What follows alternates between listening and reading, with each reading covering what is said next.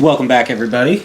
We're bringing you the back nine of the Winter at the Bud, round one from the Red Pads from John Brown TV. We got Paul Ulibarri on the card, along with Josh Bohling, Cole Whited, myself, Dylan Slate, and Tim Freer. I got Chris Holden next to me still. We're going to get through these 9 holes real quick, and then we're going to see what round 2 has in store. Hole 10 is a touchy hole. And you know a thing or two about it. I saw you splash out not too long ago. Yeah, yep. Had a splash out ace and a splash out putt too. Like this hole likes to splash him out. It's the basket's kind of crooked on the hill. Yeah, it's very steep green. And Paul, kind of shocking he goes forehand there, but it's a pretty good result. Josh going with his overhand.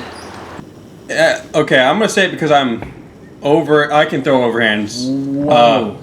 Yeah, that's a great shot. I mean, and the great stick. Yeah. Because I throw a lot of overhands myself, and I don't here because I really don't like having to rely on the hill to stop my disc from rolling, because it absolutely should roll. Has no business stopping on this green. Like, that is a shot that will roll half the time, and like in any spot, right? So like on a hill, that's gonna roll a lot of the time. So, I mean, like, great shot, Josh. But I do not like the thumber here, personally. Cole made the common mistake turning it over. It looks like Tim just let his get up, and I throw a good shot that hits a tree. Yeah. Story of disc golf. I mean, you still seem to think this is a flippy wizard, which it's not. Your wizard is not flippy. Hey, where's that wizard at right now, by the way? It's somewhere around here. Look at this roll. Oh, man, that's beautiful. Not very fortunate. That was well, I mean, it eventually caught the angle, but yeah, I'm not happy. Tim lining up a 2. I hope he's just laying it up, though. It looks like he is. Yep. That looks like a good layup. Oh, wow. My goodness. This hill. Well, I mean, it hit the pole. If it doesn't hit the pole, it's right by the basket, but it hit the pole, and it took another 20 feet down the hill. Yeah. And Cole has found the holly. I'm not sure how much of a look he really has here. He probably has about 40 feet to the basket, and it's a total death putt, so he's got to at least hit some metal here. That's 100% layup. Yeah, layup. Good play. And Paul's on the right side same left side, but like same distance and... Correct side, I mean to say. Yeah. And look at this. It almost tried to. I mean, it definitely tried to, but it didn't. Yeah, like it going out for a walk. And I'm telling myself, gosh, I'm really upset I have to make this giant putt to save my par. And when you tell yourself that, you're gonna miss. You made like a body motion as like, oh shucks, shucks, I missed it. Something like that was going through my head. Probably through Tim's here as well. Man, only about 20 feet for these guys. You gotta put these in. I agree. If we're hoping to do anything against this guy over here. And I can't believe Josh missed this. And then look at this roll. Oh, man. Right behind the tree, too. It's probably right about now he's wishing he put that in. I mean, you can't take little tap-out putts for granted, so... Yeah. And after seeing all these putting woes, Paul's like, can I please just tap out? Yeah, get me off this hole. Like... We should have told him no. It can take a mental toll on you, even if you're not the person experiencing the misfortune. Oh, yeah. It can take a mental toll on you. I mean, you gotta be mentally tough when you watch other people go through these experiences, and Paul just isn't quite tough enough to watch it. He's like, get me off this freaking hole. Like what is going on? Yeah. The last thing he wants to see is this rollout too. Oh, he's probably not even watching at this point. He's hiding behind a tree. Like, I think actually at this point he had caught up to you guys on hole 11. Cole gets his par. I'm tapping in a bogey. Josh and Tim should be cleaning their shots up. I think they're both getting... Yep, Josh got that roll out. He's got a bogey. Oh, bogey fest. And we're leaving a disc right there. I mean, this hole has teeth, so... And this hole has teeth as well. Yeah. For being a par 5 that's under 600 feet. Yeah, it's 567 feet, but it's not... Like, the distance is irrelevant here. There's just so many weird obstacles, and as you can see, Paul throwing through, like, just trees all around, like, his route he's throwing. Yeah. Caught a branch, but I think he's in a decent landing zone. Yeah, this hole is just nuts. Yeah, I actually, from the red pads, I go mid-range distance driver on this hole. Kind of backwards of how you think these par 4s and par 5s should be played. Yeah, I mean, I just think just don't hit any freaking trees and make my way towards the basket. This is actually a great shot. I would love to be there. Yeah, a great shot by Tim there. So most of these guys opting for the forehand, which I think is the correct play. Yeah, if you've got it. A little straight from Josh there. Got that same gator that I threw on hole 8, super overstable. I'm going to throw it much flatter this time though. And kind of just hope to get a skip right. Yep, that's a textbook shot there. Perfect. Yep. Right in the center of the landing zone. Not sure what's in Josh's hand here, but I'm wondering if he's lining up a forehand roller, maybe? I think he's trying to keep that in the air, yeah. And that's a pretty good result. Yep. He's going to have a shot to get up and down.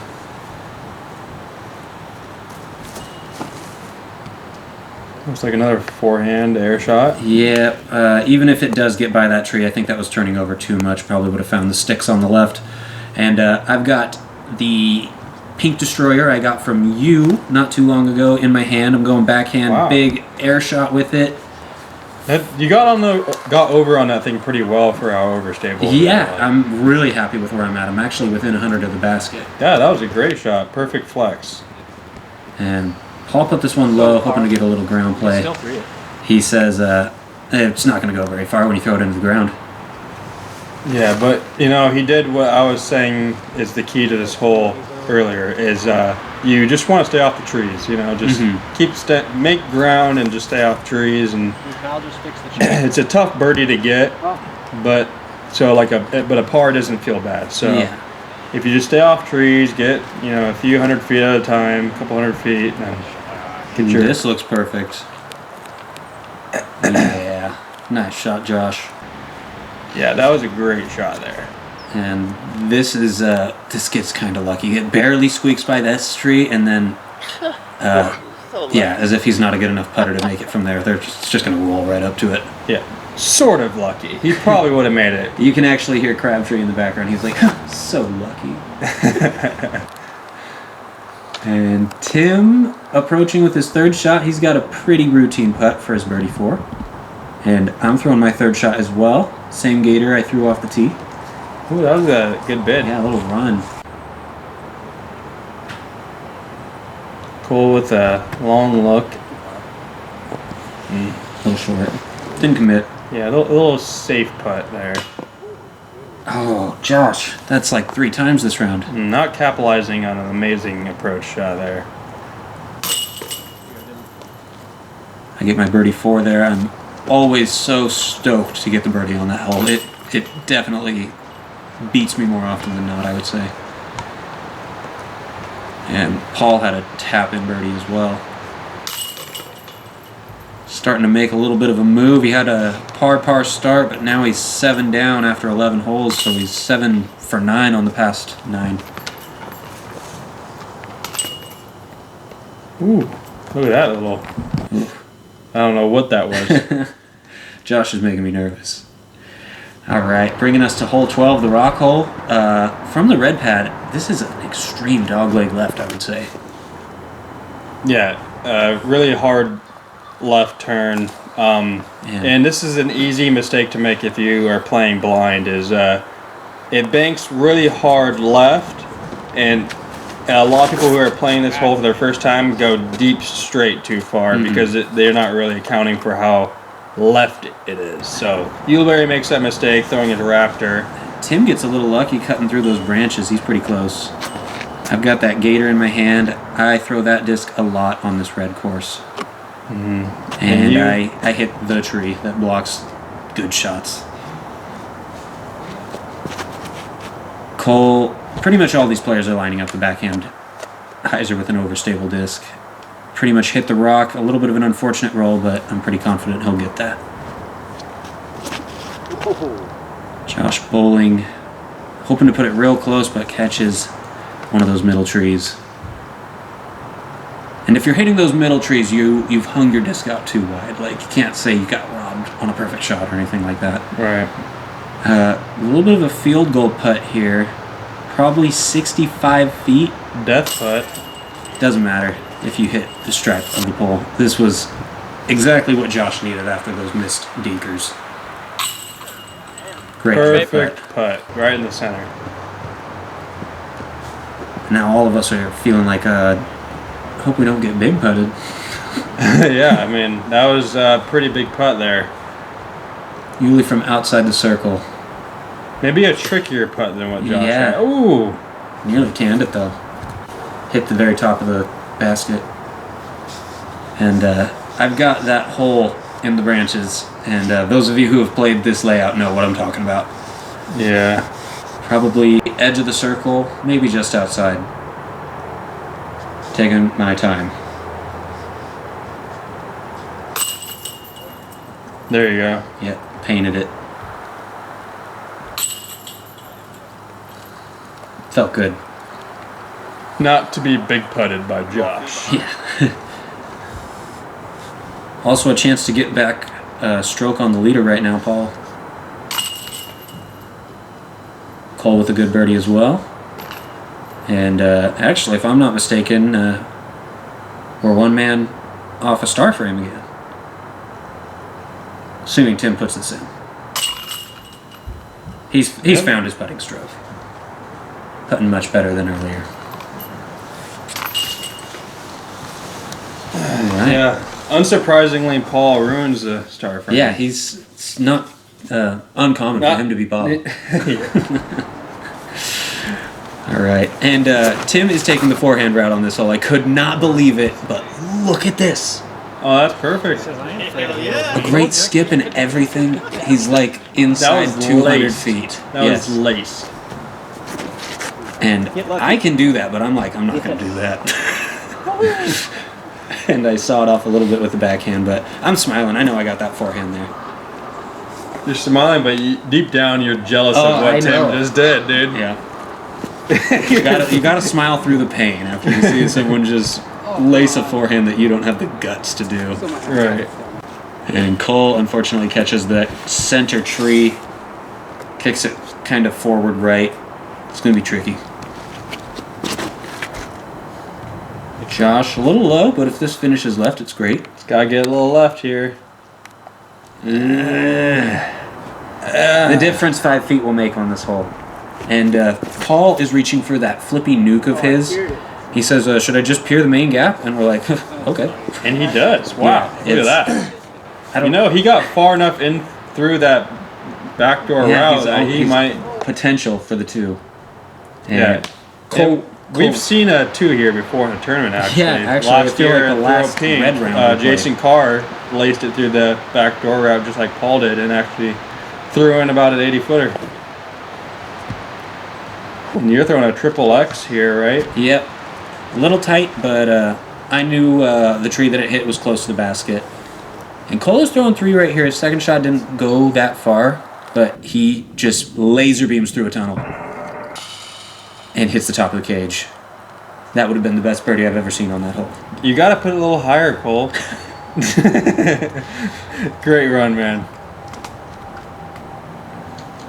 And Josh with a forehand as well. He was definitely pinched on that corner, but giving himself a chance. And Tim, look at how close he is. Oh, yeah. Easy birdie. Yeah, he should get that. Put himself close Yeah, enough. honestly, with that drive, he should have put it closer. And Paul was even closer than that. You are from what, 25, 30? Yeah, probably 25. Oh yeah, you're feeling the putt now. Yeah, I've found it. Shaking off that bogey from hole 10. Got a 3 in a row after that. And Josh needs to make this. Thank goodness. Here you go, Josh. And if Cole would have put that one in, I think we would have had our first star frame, but I think we're going to be one man short again. Assuming Tim has this, I have no doubt in the world that he is going to miss. Cole probably knew when he was lining it up that he had to make it. We've been so close on a few star frames, but they're tough to get with 5 people. Yeah, in any hole it's tough. That brings us to hole 14. It's kind of a tweener. They call it a par 4. It can be parked. And Tim going with the backhand. I feel like I haven't seen him throw too many of those, but that's a great one. I don't know why he's not throwing it more often. It's a really easy upshot from there. And I dial it back on here. I don't want to flirt with turning it over or anything like that, so I'm just playing a pretty stable Wraith on a hyzer the whole time. Yeah, just give yourself an easy up and down. You're probably throwing it like 80%. Yeah, exactly. I've seen you park this hole before. I know you got it in you. Yeah, it's just it takes too many variables.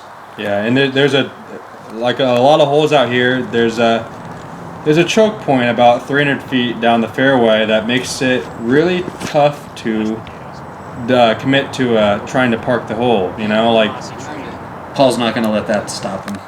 And had he stayed off that mossy maple tree right there, I have no doubt he would have been in the circle.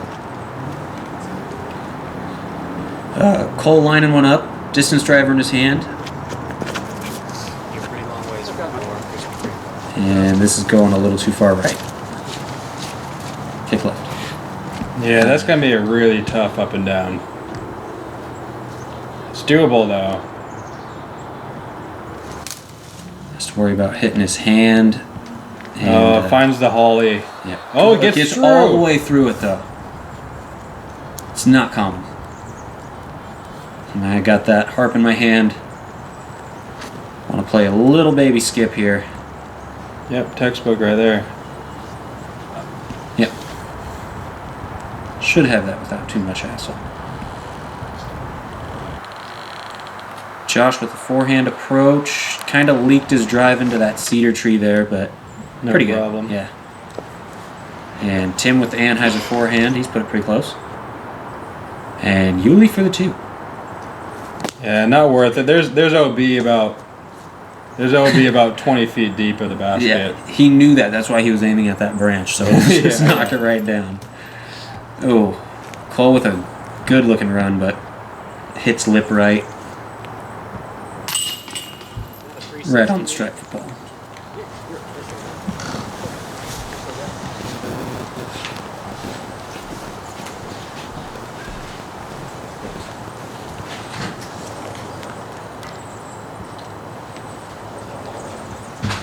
About 15 feet to save your 3. No problem. Found the putting stroke. Tim from about the same distance.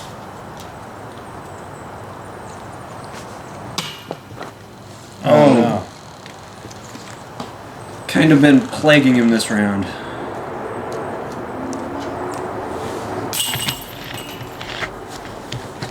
Cole's got that par, no problem.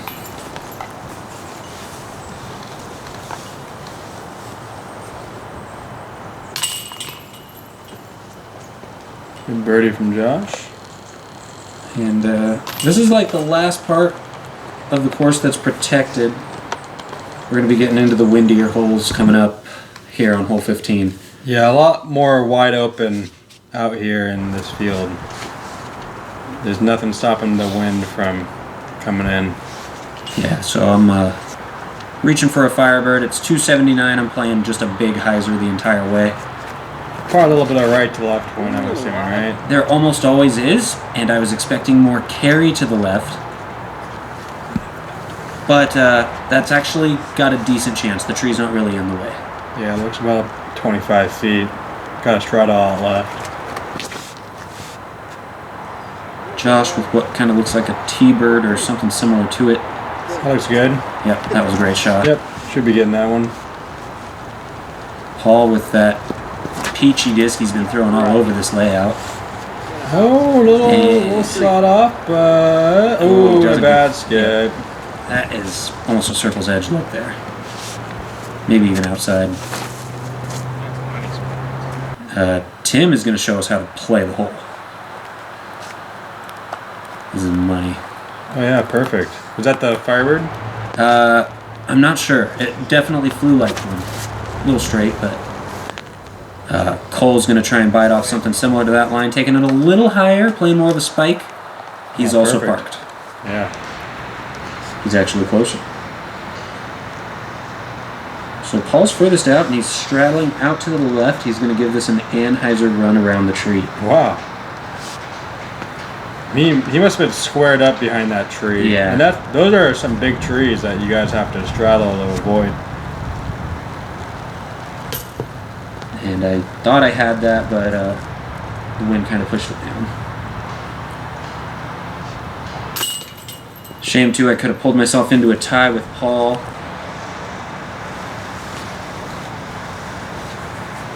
Josh. Oh, buddy. Painful. I want to get out of here. The low putts have been kind of plaguing both Tim and Josh. Yeah. The winds can't be helping, but I'm sure they're going to work on it. So Tim and Cole with the only birdies on that hole, despite pretty much everyone being inside the circle. We're going to go into hole 16. It's even windier on this hole. Tim put this one out. What looked like too far to the right, but it carried back nice to the left. He's tombstoned just inside the circle. And it really looks like the wind is picking up big time out here, too. Yeah. And the rain has kind of started to come down a little bit more. So facing a lot of weather at this point. And I made a mistake in disc selection here. I've got a Wraith in my hand. And Wraith's pretty glidey, especially if you get air underneath it. And my disc, look at it, it's going so far to the left, way into the trees. But pin high. Yeah, probably not a good look for two there. No, I didn't think so anyway. Josh Bohling doing a little bit of a wind read before he steps up for his shot. And this is turned over, and there's no way it's coming back. Oh, that line out there is OB, so yeah. Yep. Ooh, and a splash. It's so swampy out there today. Paul's got a force in his hand. Wow, a force. A force, yes. That pink one. Oh, good call. I threw a Firebird, so I'm gonna flex right now. I threw a less speed than Paul, or not Macbeth, but Ulibarri. Close enough. Macbeth would have done the same thing. You would have thrown a Firebird? You would have forgot the company he was working for. And I'm dazed and confused over there. I'm so confused I'm going to run a putt that's not worth running. Yeah, that bit of a death putt and yeah, downhill. Obstructed, I'm assuming. It's actually got an open window. Clearly not. Airball. To even possibly further away than I just was. Man, don't tell me you do it again. You've already three-putted. Oh, man. Yep. Hopefully Tim doesn't follow suit. Yeah. And this happens so often on this hole. Dang. A lot of rollouts this round so far. Honestly, I don't want to say he's lucky, but he is lucky it didn't go further. I'm surprised Paul isn't, like, getting me off this hole again and tapping out.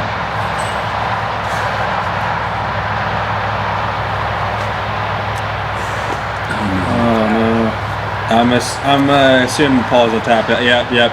At this point, Paul is like, "Yep, I've seen enough. I'm out of here."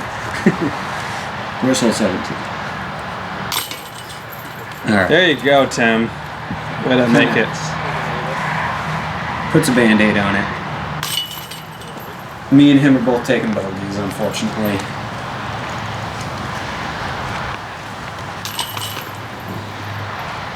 And 3 bogeys, par and a birdie. Yeah, I mean, it's an easy hole, but not in these conditions, so I'm not too surprised to see some bogeys. Pretty windy out here. A little bit back in the woods here, though, so maybe a little less wind. Yep. And Paul forehanding Look at that disc. He's been forehanding everywhere. That's a beautiful shot. It's perfect. He's parked. I mean, it's not an easy forehand. I'd say it's easier to get a backhand turnover. Yeah, as Cole is showing us right here. Gets a little lucky on that left side, but he's on the dance floor.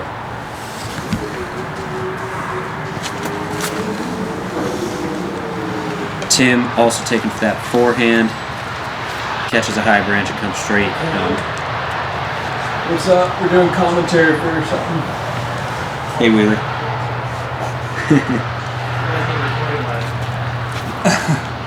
And I'm taking the forehand too.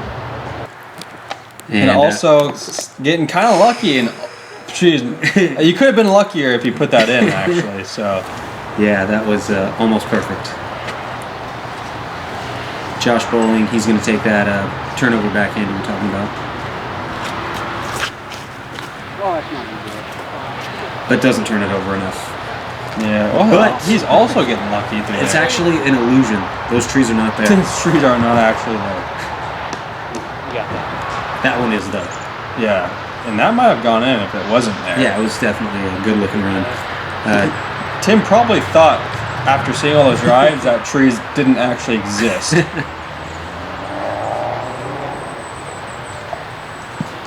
Cole for a 2.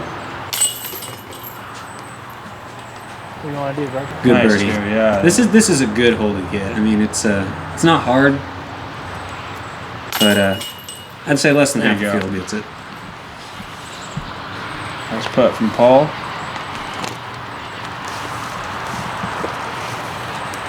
And Tim, after hitting that tree that stopped it from going in, we're certain. There we go. Nice putt.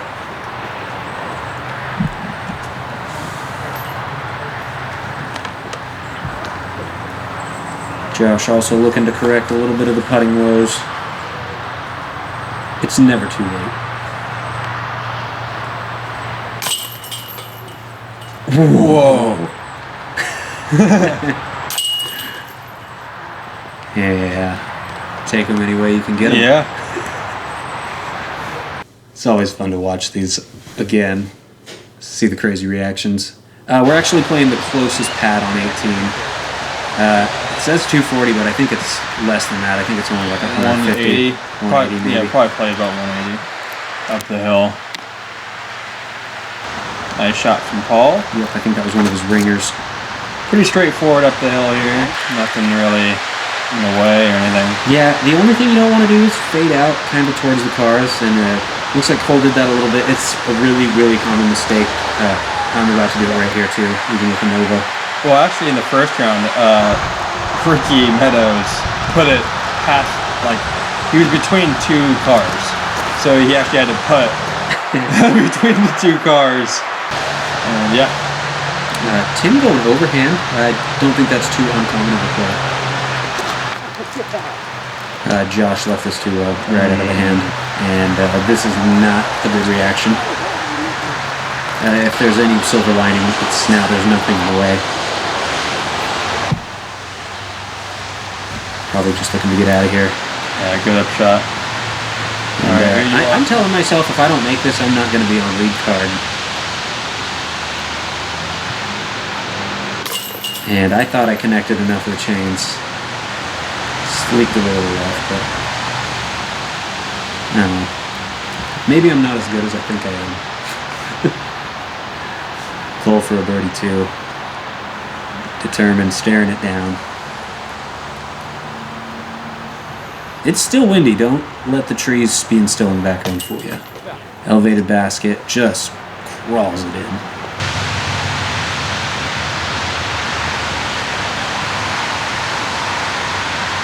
Paul right up against the Conix box. No problem. Strong finish. Kyle Crabtree was telling him what to do the entire round. You're bound to do good when that's what's going on.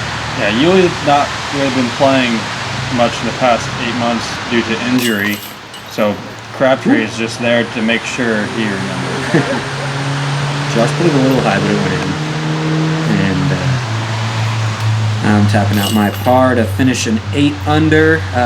It's not was bad. a good round, Not but bad, it felt lackluster.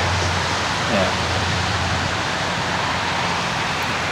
Tim for a birdie to finish. A little right, but he gets it. Another crazy stick. He knows it. So 12, 8, 6, 3, 1 is our scores for that first round. Looking forward to doing round 2 from the blue pad, guys. Thanks for tuning in. Hope to catch you on that round 2 action.